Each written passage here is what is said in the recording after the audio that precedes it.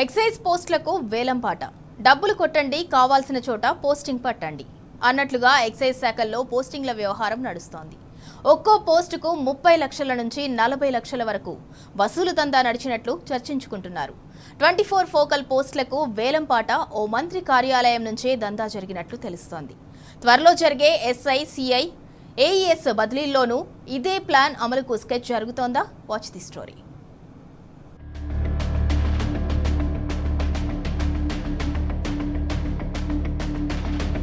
రాష్ట్రంలో కాంగ్రెస్ ప్రభుత్వం విలువైన భూములను అమ్ముకోవడమే కాదు, విలువైన ఎక్సైజ్ పోస్టులను కూడా వేలం వేసినట్లు ఎక్సైజ్ వర్గాల్లో చర్చ నడుస్తోంది. ఎక్సైజ్ డిప్యూటీ కమిషనర్లు, సూపరింటెండెంట్ల పోస్టులను ప్రభుత్వ రంగమే మార్కెట్లో పెట్టి అమ్మేసిందా అనే అనుమానాలు వ్యక్తమవుతున్నాయి. ఫోకల్ పోస్టులుగా గుర్తింపు ఉన్న రంగారెడ్డి, సంగారెడ్డి, హైదరాబాద్ జిల్లాలకు ఏకంగా వేలంపాట పెట్టారా అని చర్చించుకుంటున్నారు. దాదాపు 24 పోస్టులకు ఒక్కో పోస్టుకు 30 లక్షల నుంచి 40 లక్షల రూపాయల వరకు పాడి వేలంలో సొంతం చేసుకున్నారా అంటే అవుననే సమాధానాలే వినిపిస్తున్నాయి. కానిస్టేబుళ్ల బదిలీలో అవినీతి అభియోగంతో వారిపై 8F అమలు చేసిన ప్రభుత్వం ఆ శాఖల్లో ఉన్నతాధికారుల విషయంలో ఏకంగా వేలంపాట పెట్టినట్లు చర్చ జరుగుతోంది.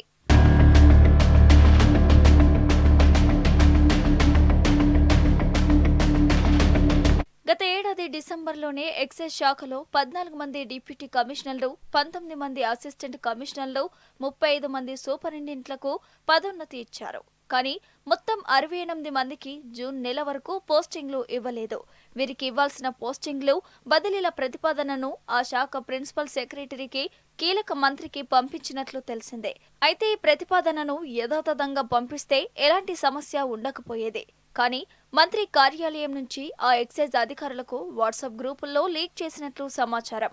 ఎవరికి ఏ పోస్టు వస్తుందనే సమాచారం ముందుగానే అధికారులకు చేరవేశారు.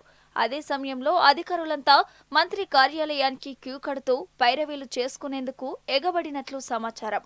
రంగారెడ్డి, సంగారెడ్డి లాంటి క్యూర్ పరిధిలోని పోస్టులకు గట్టి పోటీ ఏర్పడడంతో వేలం పెట్టి లక్షల రూపాయలను కట్టబెడుతూ సొంతం చేసుకున్నట్లు చర్చ జరుగుతోంది.